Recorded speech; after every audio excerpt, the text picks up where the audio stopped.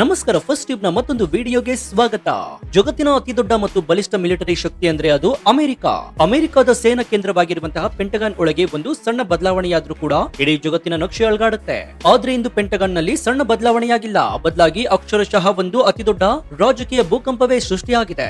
America ಅಧ್ಯಕ್ಷ Donald Trump ಅವರು ತಮ್ಮ ಅಧಿಕಾರದ ಚುಕ್ಕಾಣಿಯನ್ನ ಹಿಡಿದ ಬೆನ್ನಲ್ಲೇ ಯಾರು ಊಹಿಸಲು ಅಸಾಧ್ಯವಾಗದಂತಹ ಮತ್ತು ಅಮೆರಿಕದ ಇತಿಹಾಸದಲ್ಲಿಯೇ ಹಿಂದೆಂದೂ ನೋಡಿರದಂತಹ ಒಂದು ಭೀಕರ ಸರ್ಜಿಕಲ್ ಸ್ಟ್ರೈಕ್ ಅನ್ನ ತಮ್ಮದೇ ದೇಶದ ಸೇನೆಯ ಮೇಲೆ ಮಾಡಿದ್ದಾರೆ. ಹೌದು, ಜಗತ್ತಿನ ಮೂಲೆ ಮೂಲೆಯಲ್ಲಿ ಅಮೆರಿಕದ ಸೇನೆಯನ್ನ ಮುನ್ನಡೆಸ್ತಾ ಇದ್ದಂತಹ ದಶಕಗಳ ಕಾಲ ಯುದ್ಧ ಭೂಮಿಯಲ್ಲಿ ಪಳಗಿದ್ದಂತಹ ಬರೋಬ್ಬರಿ 13 ಟಾಪ್ ಮಿಲಿಟರಿ ಜನರಲ್ ಗಳನ್ನ ಅಮೆರಿಕ ಅಧ್ಯಕ್ಷ ಡೊನಾಲ್ಡ್ ಟ್ರಂಪ್ ಏಕಾಏಕಿ ಕೆಲಸದಿಂದ ಕಿತ್ತು ಬಿಸಾಕಿದ್ದಾನೆ. ರಾತ್ರೋರಾತ್ರಿ 13 ಮಂದಿ 4 ಸ್ಟಾರ್ ಮತ್ತು 3 ಸ್ಟಾರ್ ಜನರಲ್ ಗಳ ತಲೆದಂಡವಾಗಿದೆ.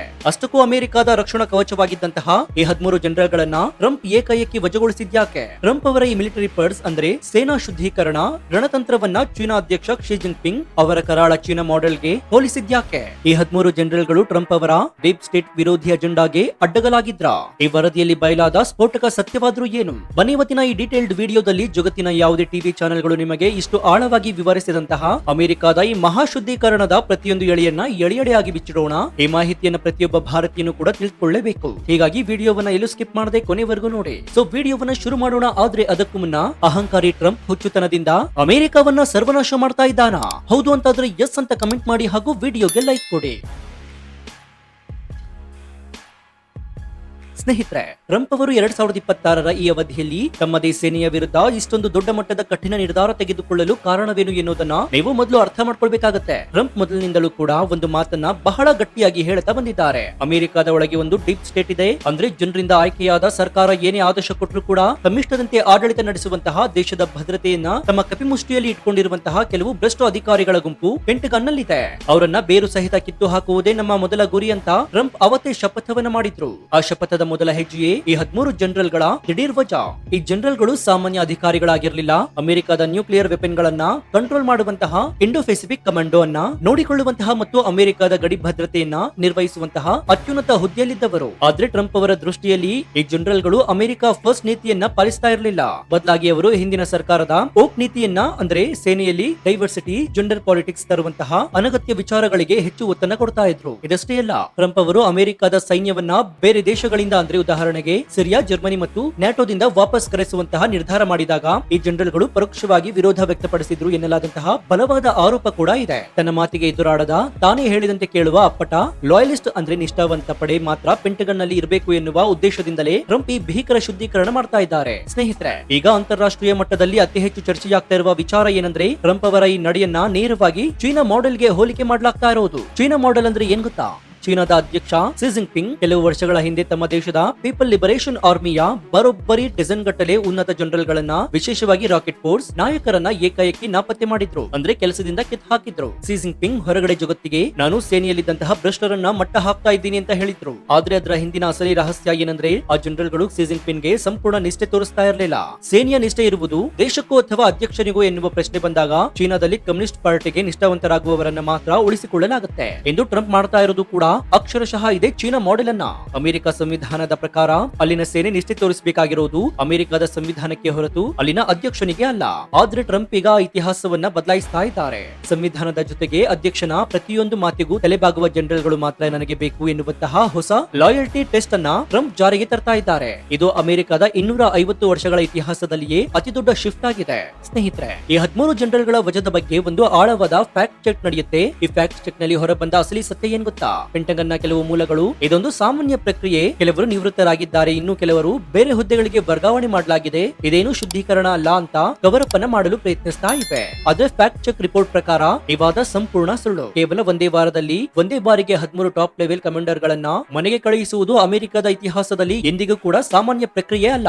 ಇದು ಟ್ರಂಪ್ ಅವರ ಅತ್ಯಂತ ಕ್ಯಾಲ್ಕುಲೇಟ್ ಮತ್ತು ಪಕ್ಕ ಪ್ಲಾನ್ ಮಾಡಿದ ಮಿಲಿಟರಿ ಫೋರ್ಸ್ ಆಗಿದೆ. ಟ್ರಂಪ್ ಅವರ ಟೀಮ್ ಅಧಿಕಾರಕ್ಕೆ ಬರುವ ಮುನ್ನವೇ ಒಂದು ರೆಡ್ ಲಿಸ್ಟ್ ಅನ್ನ ರೆಡಿ ಮಾಡ್ಕೊಂಡಿತ್ತು. ಯಾರೆಲ್ಲ ಜನರಲ್ ಗಳು ಟ್ರಂಪ್ ಅವರ ಮೇಕ್ ಅಮೆರಿಕಾ ಗ್ರೇಟ್ ಅಗೇನ್ ಪಾಲಿಸಿಯನ್ನ ವಿರೋಧಿಸ್ತಾರೋ ಅವರ ಲಿಸ್ಟ್ ಮಾಡಿ ಅಧಿಕಾರಕ್ಕೆ ಬಂದ ಮರುಕ್ಷಣವೇ ಅವರನ್ನ ನಿರ್ದಾಕ್ಷಿಣ್ಯವಾಗಿ ಕಿತ್ತು ಬಿಸಾಕಲಾಗುತ್ತೆ. ಈ ಫ್ಯಾಕ್ಟ್ ಚೆಕ್ ಟ್ರಂಪ್ ಅವರ ಕಠೋರ ನಿರ್ಧಾರವನ್ನ 100% ನಿಜ ಅಂತ ಸಾಬೀತುಪಡಿಸಿದೆ. ಇನ್ನು ಟ್ರಂಪ್ ಅವರ ಈ ನಡೆಯಿಂದಾಗಿ ಇದೀಗ ಇಡೀ ಪೆಂಟಗನ್ ನಲ್ಲಿ ಅಕ್ಷರಶಃ ನಡುಕ ಶುರುವಾಗಿದೆ. ಮಿಲಿಟರಿಯ ಒಳಗಿರುವಂತಹ ಸಾವಿರಾರು ಅಧಿಕಾರಿಗಳು ಈಗ ತಮ್ಮ ಭವಿಷ್ಯವೇನಾಗುತ್ತೆ ಅಂತ ಗಾಬರಿಗೊಳಗಾಗಿದ್ದಾರೆ. ಟ್ರಂಪ್ ಅವರ ಅಸಲಿ ಸಿಟ್ಟಿದ್ದು ಓಕ್ ಮಿಲಿಟರಿ ನೀತಿಯ ಮೇಲೆ. ಕಳೆದ 2 ವರ್ಷಗಳಿಂದ ಅಮೆರಿಕ ಸೇನೆಯಲ್ಲಿ ಸೈನಿಕರ ಯುದ್ಧ ತರಬೇತಿಗಿಂತ ಹೆಚ್ಚಾಗಿ ಲಿಂಗ ಸಮಾನತೆ, ತಾರತಮ್ಯ ವಿರೋಧಿ ಕ್ಲಾಸ್ಗಳು, ಕ್ಲೈಮೇಟ್ ಚೇಂಜ್ ಬಗ್ಗೆ ಮೀಟಿಂಗ್ ಗಳನ್ನ ಮಾಡಲಾಗ್ತಾ ಇತ್ತು. ಇದು ಸೇನೆಯ ಫೋಕಸ್ ಅನ್ನ ಹಾಳು ಮಾಡ್ತಾ ಇದೆ. ಅಮೆರಿಕ ಸೇನೆಯು ಚೀನಾ ಮತ್ತು ರಷ್ಯಾವನ್ನ ಎದುರಿಸುವ ಶಕ್ತಿಯನ್ನ ಕಳೆದುಕೊಳ್ತಾ ಇದೆ ಅಂತ ಟ್ರಂಪ್ ಬಲವಾಗಿ ನಂಬಿದ್ರು. ಸೇನೆಯ ಕೆಲಸ ಯುದ್ಧ ಮಾಡುವುದು ಮತ್ತು ಗೆಲ್ಲುವುದು, ಸೋಷಿಯಲ್ ಎಕ್ಸ್ಪೆರಿಮೆಂಟ್ ಮಾಡುವುದಲ್ಲ.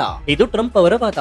ಹಾಗಾಗಿ ಓಕ್ ನೀತಿಯನ್ನ ತಂದಿದ್ದಂತಹ ಎಲ್ಲಾ ಹಳೆಯ ತಲೆಮಾರುಗಳನ್ನ ಕಿತ್ತು ಹಾಕಿ ಅತ್ಯಂತ ಅಗ್ರೆಸಿವ್ ಆದಂತಹ ಟ್ರಂಪ್ ಹೇಳಿದ ತಕ್ಷಣ ಶತ್ರುಗಳ ಮೇಲೆ ಇರುವಂತಹ ಯುವ ರಕ್ತದ ನಾಯಕರಿಗೆ ಟ್ರಂಪ್ ಈಗ ಪೆಂಟಗನ್ ನ ಕೀಲಿಕೈಯನ್ನ ನೀಡ್ತಾ ಇದ್ದಾರೆ. ಸ್ನೇಹಿತರೆ, ಅಮೆರಿಕ ಸೇನೆಯೊಳಗಿನ ಈ ಭೂಕಂಪವನ್ನ ಜಗತ್ತಿನ ಇತರ ದೇಶಗಳು, ವಿಶೇಷವಾಗಿ ಚೀನಾ ಮತ್ತು ರಷ್ಯಾ ಬಹಳ ಸೂಕ್ಷ್ಮವಾಗಿ ಗಮನಿಸ್ತಾ ಇವೆ. ಚೀನಾ ಮತ್ತು ರಷ್ಯಾಗೆ ಈಗ ಒಂದು ರೀತಿಯ ಖುಷಿ ಜೊತೆಗೆ ಅಷ್ಟೇ ಭಯವೂ ಕೂಡ ಶುರುವಾಗಿದೆ. ಖುಷಿ ಯಾಕಂತಂದ್ರೆ ಅಮೆರಿಕದ ಸೇನೆಯೊಳಗಿನ ಈ ಕಚ್ಚಾಟದಿಂದ ಅಮೆರಿಕ ಕನ್ಫ್ಯೂಸ್ ಆಗುತ್ತೆ. ತೈವಾನ್ ಅಥವಾ ಉಕ್ರೇನ್ ವಿಚಾರದಲ್ಲಿ ಅಮೆರಿಕ ದಿಟ್ಟ ನಿರ್ಧಾರ ತೆಗೆದುಕೊಳ್ಳೋದಿಲ್ಲ ಅಂತ ಬೀಜಿಂಗ್ ಮತ್ತು ಮಾಸ್ಕೋ ಲೆಕ್ಕಾಚಾರವನ್ನ ಹಾಕ್ತಾ ಇವೆ. ಆದ್ರೆ ಭಯ ಯಾಕೊತ್ತಾ, ಇಷ್ಟು ದಿನ ಅಮೆರಿಕದ ಜನರಲ್ ಗಳು ಬಹಳ ಬ್ಯಾಲೆನ್ಸ್ ಆಗಿ ಯೋಚಿಸ್ತಾ ಇದ್ರು. ಆದ್ರೆ ಈಗ ಟ್ರಂಪ್ ನೇಮಕ ಮಾಡಿರುವಂತಹ ಹೊಸ ಕಮಾಂಡರ್ ಗಳು ಸಂಪೂರ್ಣವಾಗಿ ಟ್ರಂಪ್ ಭಕ್ತರು. ಟ್ರಂಪ್ ಏನಾದ್ರೂ ಮಧ್ಯರಾತ್ರಿ ಎದ್ದು ಬೀಜಿಂಗ್ ಅಥವಾ ಟೆಹರನ್ ಮೇಲೆ ಬಾಂಬ್ ಹಾಕಿ ಅಂತ ಆರ್ಡರ್ ಕೊಟ್ರೆ ಈ ಹೊಸ ಜನರಲ್ ಗಳು ಒಂದೇ ಒಂದು ಸೆಕೆಂಡ್ ಕೂಡ ಯೋಚಿಸದೆ ಬಟನ್ ಅನ್ನ ಪ್ರೆಸ್ ಮಾಡ್ಬಿಡ್ತಾರೆ. ಅಮೆರಿಕದ ಸೇನೆ ಈಗ ಅನ್ಪ್ರಿಡಿಕ್ಟೇಬಲ್ ಆಗಿ ಬದಲಾಗಿದೆ ಎನ್ನುವ ಭಯ ಇಡೀ ಜಗತ್ತಿನ ಶತ್ರು ರಾಷ್ಟ್ರಗಳ ಎದೆಯಲ್ಲಿ ನಡುಕವನ್ನ ಹುಟ್ಟಿಸಿದೆ. ಇದೆಲ್ಲದರ ನಡುವೆ ಟ್ರಂಪ್ ಅವರ ಈ ಮಿಲಿಟರಿ ಫೋರ್ಸ್ ನಮ್ಮ ಭಾರತದ ಮೇಲೆ ಮತ್ತು ಪ್ರಧಾನಿ ನರೇಂದ್ರ ಮೋದಿ ಅವರ ಜೊತೆಗಿರುವಂತಹ ಸಂಬಂಧದ ಮೇಲೆ ಯಾವ ರೀತಿಯ ಪ್ರಭಾವ ಬೀರುತ್ತೆ? ರಕ್ಷಣಾ ತಜ್ಞರ ಪ್ರಕಾರ ಭಾರತಕ್ಕೆ ಇದರಿಂದ ಲಾಭವೇ ಹೆಚ್ಚು. ಹಿಂದಿನ ಅಮೆರಿಕ ಜನರಲ್ ಗಳು ಪಾಕಿಸ್ತಾನಕ್ಕೆ ಬಹಳ ಸಾಫ್ಟ್ ಕಾರ್ನರ್ ಅನ್ನ ಹೊಂದಿದ್ರು ಮತ್ತು ಭಾರತಕ್ಕೆ ಕೆಲವು ಅಡ್ವಾನ್ಸ್ ಡ್ರೋನ್ ಗಳನ್ನ ಕೊಡಲು 100 ಬಾರಿ ಯೋಚಿಸ್ತಾ ಇದ್ರು. ಆದ್ರೆ ಟ್ರಂಪ್ ಅವರ ಈ ಹೊಸ ಟೀಮ್ ಸಂಪೂರ್ಣವಾಗಿ ಆಂಟಿ ಚೀನಾ ಮತ್ತು ಪ್ರೋ ಇಂಡಿಯಾ ನಿಲುವನ್ನ ಹೊಂದಿದೆ. ಇಂಡೋ ಪೆಸಿಫಿಕ್ ವಲಯದಲ್ಲಿ ಚೀನಾವನ್ನ ಕಟ್ಟಿಹಾಕಲು ಅಮೆರಿಕಾಗೆ ಭಾರತ ಬಿಟ್ಟರೆ ಬೇರೆ ಬಲಿಷ್ಠ ಮಿತ್ರರಿಲ್ಲ. ಹೀಗಾಗಿ ಟ್ರಂಪ್ ಅವರ ಹೊಸ ಜನರಲ್ ಗಳು ಭಾರತದ ಜೊತೆಗಿನ ರಕ್ಷಣಾ ಒಪ್ಪಂದಗಳನ್ನ ಮತ್ತಷ್ಟು ವೇಗಗೊಳಿಸುತ್ತಾರೆ ಎನ್ನುವುದು ಸ್ಪಷ್ಟ. ಭಾರತದ ಗ್ಲೋಬಲ್ ಪವರ್ ಸ್ಟೇಟಸ್ಗೆ ಇದೊಂದು ಪರೋಕ್ಷವಾಗಿ ಭಾರಿ ದೊಡ್ಡ ಬೂಸ್ಟ್ ನೀಡುತ್ತೆ. ಒಟ್ಟಾರೆಯಾಗಿ ಹೇಳೋದಾದ್ರೆ ಅಮೆರಿಕ ಎನ್ನುವುದು ಜಗತ್ತಿನ ಪ್ರಜಾಪ್ರಭುತ್ವ ಪಾಠ ಮಾಡುವ ದೇಶ. ಆದ್ರೆ ಇಂದು ಆ ದೇಶದ ಅಧ್ಯಕ್ಷರೇ ತಮ್ಮ ಸೈನ್ಯವನ್ನ ತಮ್ಮ ಕಪಿಮುಷ್ಟಿಯಲ್ಲಿ ಇಟ್ಟುಕೊಳ್ಳಲು ಚೀನಾ ಮಾಡೆಲ್ ಅನ್ನ ಅನುಸರಿಸ್ತಾ ಇದ್ದಾರೆ ಅಂದ್ರೆ ಅದು ಜಾಗತಿಕ ರಾಜಕಾರಣದಲ್ಲಿ ನಡೀತಾ ಇರುವಂತಹ ಅತಿ ದೊಡ್ಡ ವಿಪರ್ಯಾಸ. 13 ಜನರಲ್ ಗಳ ಈ ವಜಾ ಕೇವಲ ವ್ಯಕ್ತಿಗಳ ಬದಲಾವಣೆಯಲ್ಲ, ಇದು ಅಮೆರಿಕದ ಮಿಲಿಟರಿ ಸಿದ್ಧಾಂತದ ಸಂಪೂರ್ಣ ಬದಲಾವಣೆ. ಮುಂಬರುವ ದಿನಗಳಲ್ಲಿ ಅಮೆರಿಕ ಸೇನೆ ಯಾವ ರೀತಿಯ ಭೀಕರ ನಿರ್ಧಾರವನ್ನ ತೆಗೆದುಕೊಳ್ಳುತ್ತದೆಯೋ ಎನ್ನುವುದನ್ನ ಇಡೀ ಜಗತ್ತು ಉಸಿರು ಬಿಗಿ ಹಿಡಿದು ನೋಡ್ತಾ ಇದೆ. ಸೊ ನಿಮ್ಗೇನನ್ಸುತ್ತೆ? ಟ್ರಂಪ್ ಅವರು ತಮ್ಮದೇ ಸೇನೆಯ 13 ಬಲಿಷ್ಠ ಜನರಲ್ ಗಳನ್ನ ಏಕಾಏಕಿ ವಜಾಗೊಳಿಸಿದ ಈ ಚೀನಾ ಮಾಡೆಲ್ ತಂತ್ರಗಾರಿಕೆ ಸರಿ ಅಂತ ನಿಮ್ಗನ್ಸುತ್ತಾ? ಸೇನೆಯು ದೇಶದ ಸಂವಿಧಾನಕ್ಕೆ ನಿಷ್ಠವಾಗಿರ್ಬೇಕಾ ಅಥವಾ ಅಧಿಕಾರದಲ್ಲಿರುವ ಅಧ್ಯಕ್ಷನಿಗೆ ನಿಷ್ಠರಾಗಿರ್ಬೇಕಾ? ಟ್ರಂಪ್ ಅವರ ಈ ಅನ್ಪ್ರಿಡಿಕ್ಟಬಲ್ ನೇಚರ್ ಭವಿಷ್ಯದಲ್ಲಿ 3ನೇ ಮಹಾಯುದ್ಧಕ್ಕೆ ಕಾರಣವಾಗಬಹುದು ಅಂತ ನಿಮ್ಗನ್ಸುತ್ತಾ? ನಿಮ್ಮ ಅತ್ಯಂತ ನಿಖರವಾದ ಲಾಜಿಕಲ್ ಮತ್ತು ಪ್ರಾಮಾಣಿಕ ಅನಿಸಿಕೆಯನ್ನು ಕಮೆಂಟ್ ಬಾಕ್ಸ್ ನಲ್ಲಿ ತಪ್ಪದೆ ತಿಳಿಸಿ ಮುಕ್ತವಾಗಿ ಚರ್ಚಿಸೋಣ. ಜಾಗತಿಕ ರಾಜಕಾರಣ ಮತ್ತು ಅಮೆರಿಕ ಸೇನೆಯೊಳಗಿನ ಈ ಭೀಕರ ಸತ್ಯವನ್ನ ಬಯಲು ಮಾಡುವ ಈ ಸ್ಫೋಟಕ ರಿಪೋರ್ಟ್ ಪ್ರತಿಯೊಬ್ಬ ಭಾರತೀಯನಿಗೂ ತಲುಪುವಂತೆ ಹೆಮ್ಮೆಯಿಂದ ಈ ವಿಡಿಯೋವನ್ನು ನಿಮ್ಮ ವಾಟ್ಸ್ಆಪ್, ಫೇಸ್ಬುಕ್ ಗ್ರೂಪ್ ಗಳಲ್ಲಿ ಮರೆಯದೆ ಶೇರ್ ಮಾಡಿ. ಇದೇ ರೀತಿ ಜಗತ್ತಿನ ರಾಜಕಾರಣ, ಆಂತರಿಕ ಭದ್ರತೆ ಮತ್ತು ಜಿಯೋ ಪೊಲಿಟಿಕ್ಸ್ ನ ನಿಷ್ಪಕ್ಷಪಾತ, ತ್ವರಿತ ಮತ್ತು ಅತ್ಯಂತ ಡೀಟೇಲ್ಡ್ ಆಗಿರುವಂತಹ ರಿಪೋರ್ಟ್ ಗಳಿಗಾಗಿ ನಮ್ಮ ಫಸ್ಟ್ ಯೂಟ್ಯೂಬ್ ಚಾನೆಲ್ ಅನ್ನು ಈಗಲೇ ಸಬ್ಸ್ಕ್ರೈಬ್ ಮಾಡಿಕೊಂಡು ಪಕ್ಕದಲ್ಲಿರುವಂತಹ ಬೆಲ್ ಐಕಾನ್ ಅನ್ನು ಪ್ರೆಸ್ ಮಾಡಿ. ಇದರಿಂದ ನಾವು ಹಾಕುವ ಹೊಸ ವಿಡಿಯೋಗಳ ನೋಟಿಫಿಕೇಶನ್ ಮತ್ತು ನಿಮಗೆ ಸಿಗುತ್ತೆ. ಮತ್ತೊಂದು ಅಚ್ಚರಿಯ ವಿಡಿಯೋದೊಂದಿಗೆ ನಿಮ್ಮನ್ನ ಭೇಟಿಯಾಗ್ತೀನಿ.